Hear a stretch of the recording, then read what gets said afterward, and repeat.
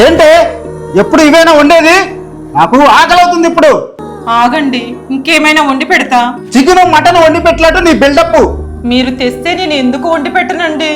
ఏంటే నాకే ఎదురు మాట్లాడుతున్నావు? పో లోపలికి. ఏమండి, మా అమ్మకి హెల్త్ బాగాలేదంట, ఒక్కరోజు వెళ్ళి చూసి వస్తానండి. ఎల్లు మహాతల్లి, ఒక్క రోజైనా ప్రశాంతంగా ఉంటాను. మీకు సాయంత్రానికి కూడా వంట చేసి పెట్టి వెళ్ళమంటారా? ఏంటే నువ్వు నాకు వండి పెట్టేది?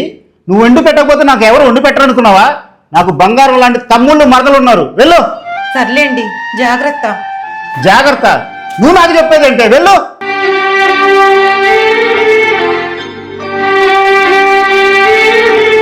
అమ్మా సంధ్య, బాగా ఆకలిగా ఉంది, ఏదన్నా వండి పెట్టమ్మా. ఏంటి ఇప్పుడేగా బయట నుంచి వచ్చింది, ఒక గంట కూడా ఆగలేరా? అమ్మా దీపిక, దీపిక, ఏమైందా మాట్లాడుస్తున్నావు? బాగా ఆకలి అవుతుంది, కొంచెం అన్నం వండి పెడతావని. అంత ఆగలేకపోతే కిచెన్ లో పోయి చేసుకోవచ్చు కదా. ఏ కాళ్ళు చేతులు బానే ఉన్నాయిగా. రారా బాలరాజ్. సంధ్యా దీపిక, మన చుట్టం బాలరాజు వచ్చాడు, కొంచెం టీ పెట్టుకురండి అమ్మా. కావాలంటే మీరే వెళ్ళి పెట్టివ్వండి. నీ భార్యలాగా అందరికీ చాకరీ చేసి పెట్టే ఓపిక నాకు లేదు. నా భార్యనా? అవునమ్మా, నా భార్యనే. ఇంట్లో పనులన్నీ మీద వేసుకొని చేస్తుంది కదా, నా భార్యనే. మీకు మీ మొగుళ్ళకి ఇంట్లో చాకరీ చేస్తుంది కదా, నా భార్యనే. నా భార్యనే, మీకు అక్క కాదు కదా. అరే, నీ భార్యకు నువ్వు ఎంతగానం తిడుతుంటివి, అసలు ఇలువ కూడా ఇయ్యకుంటివి. నీ భార్యను నువ్వు ఒక పని మనిషి లెక్క చూస్తున్నావు కదరా. నీ పెళ్ళాం నువ్వు తిట్టినవు, కొట్టినవు.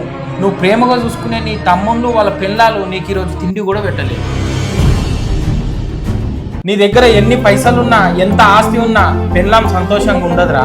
భర్త ప్రేమగా చూసుకుంటే చాలు, ఆ భార్య సంతోషంగా ఉంటుంది. చివరి వరకు నీకు తోడు నీడగా ఉండేది నీ భార్య మాత్రమే. అనవసరంగా నా భార్యని ఎన్నెన్నో అనేశాను.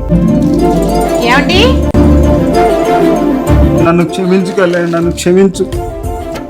ఏంటండి మీరు నాకు క్షమాపణ చెప్పేదేంటి? ఇంతకి తిన్నారా లేదా? వంట చేస్తాను పదండి. మమ్మల్ని క్షమించండి బావగారు. మనకి క్షమాపణలు ఏంటి? లోపలికి పదండి.